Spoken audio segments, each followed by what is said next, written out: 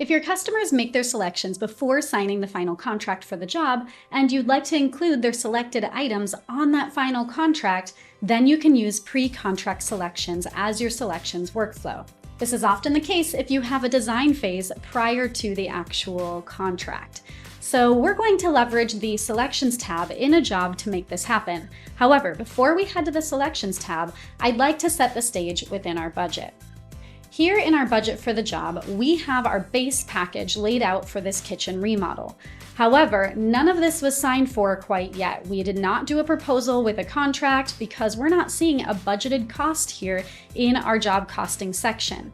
Your budgeted cost column is going to show you your actual budget that is approved by your customer that you can work with for this job.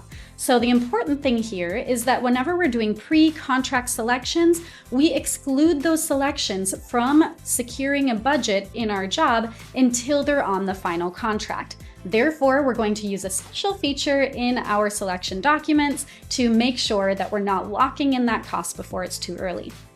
Let's start by heading into our Selections tab. Here's where we can build out our selections for the job. We're going to click Plus Selections Document to create the first document that our selections are going to go on.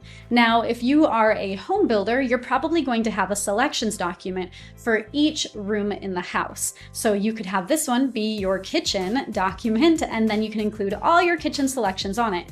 Now, if you're more of a remodeler, and let's say in this case, we're just remodeling the kitchen, then I can have my selection documents broken out in any way that I choose. So in this case, we're going to start with just our appliance selections. So let's go ahead and type that in, appliance selections, and I'm going to add in my base appliance package as well as any upgrades to this document. Now, if you would want a more thorough walkthrough on how to create predefined selections or write-in selections, definitely check out our other videos on that. For now, I'm going to really leverage my catalog to pull items into this selections document.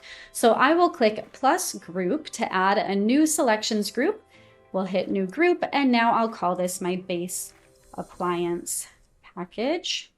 And then it already is allowing selections. And in this case, I want my customer to choose one option here. So I'm going to make sure my minimum is 1 and the maximum selections allowed is also 1. All right, we'll close that out, and now I can add my items to this. So I'll click plus item, and I'm going to pull an item that's already in my catalog. In fact, I can pull them all at once. So we'll click from catalog, and now you'll see that I'm searching my own catalog here, and I can then find my different appliance packages that I want to offer them. So we'll go ahead and do Maytag. Perfect. We'll also find our Samsung. And I'm going to look for my Fisher and Paycal ones. There it is. And we'll click Add. There they are. So now I have my 3 options listed for my customer, and it says select one option. Now, because I'm going over my appliance selections in general, I'm also going to add some appliance upgrades to this document. So we will then click plus group, and I already have an appliance upgrade group in my catalog. So I'm going to search with groups, and I will find that appliance upgrades option. There it is. We will load it in, click add, and now you'll see below my appliance package, I have appliance upgrades. Now you're going to notice that it says select 0 to 5 options, and that is because I said that 0 were required and 5 are allowed. So my customer can choose as many upgrades as they want. Okay, that looks great. You're also going to notice that I have a write-in item in here as well, so my customer can write in an appliance that they maybe find on their own. And whenever we have a write-in item, it just means it's an individual cost item, and we have chosen allows customer write-in. And in this case, we want to make sure that that cost depends on the customer's input because we don't know what item that they're going to choose quite yet. That looks good. All right, so now we have our base appliance package along with our upgrades, so we can hit create. Okay, great. So let's go ahead and expand this appliance selections document here.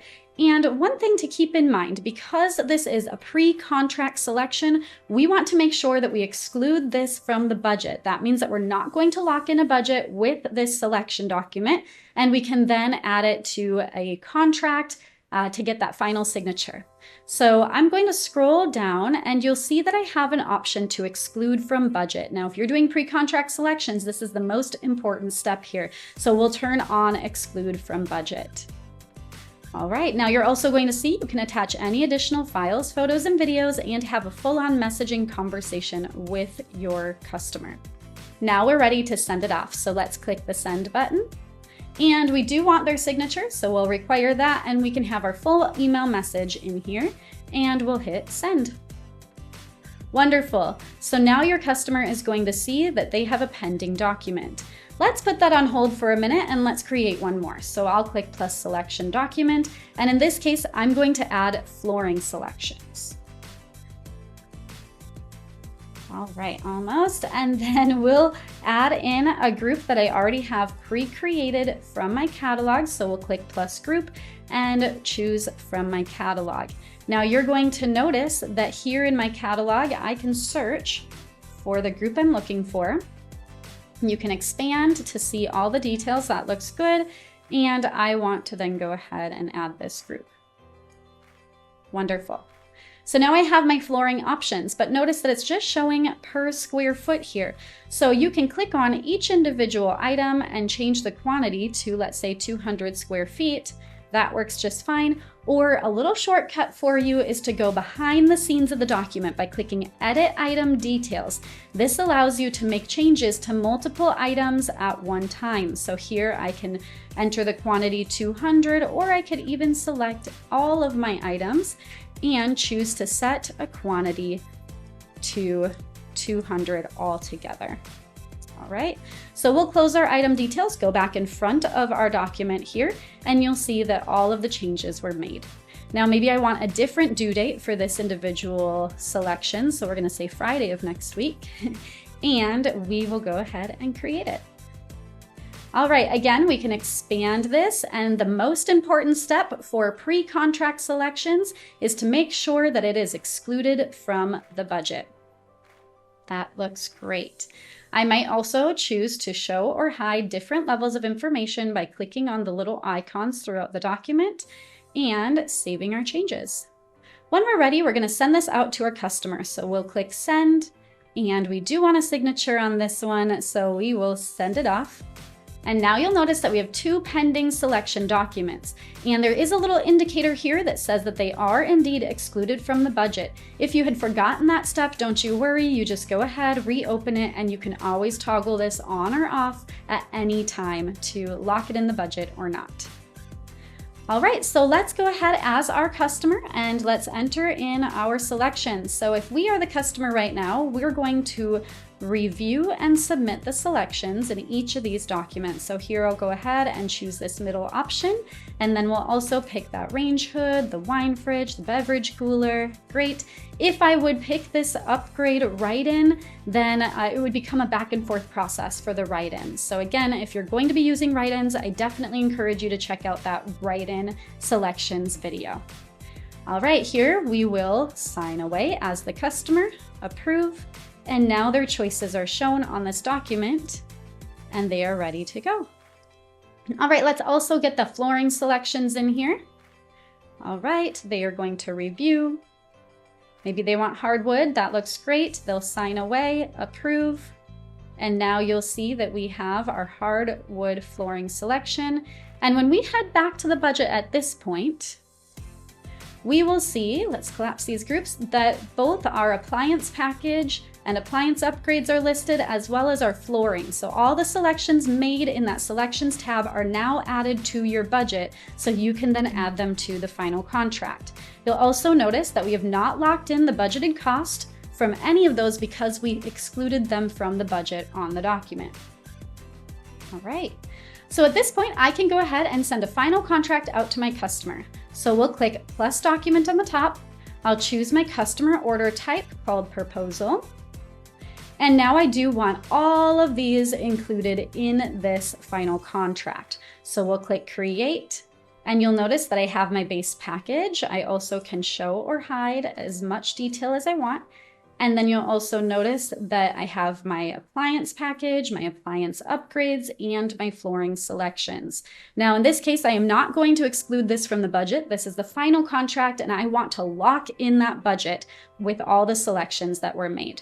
So I can send this off to the customer, and the customer will review.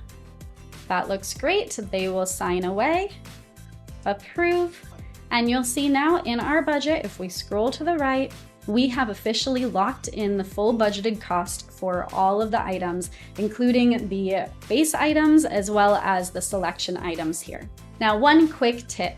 If you're going to always be using pre-contract selections, then I encourage you to edit your selections document template in your settings to always exclude it from the budget. Therefore, you don't have to include that step every time that you send out selections. Let's check that out. We can head into our JobTread settings, then we'll go to our document templates, and we'll find that customer order template called selection. Here you can scroll down to the bottom and you can choose exclude from budget. Now, if you save that, every single document template that you create with your selections on it then will be excluded from the budget, so you don't have to remember that toggle every single time you create those documents. If you have any questions, please reach out to your success manager or email support@jobtread.com and we'll be sure to help.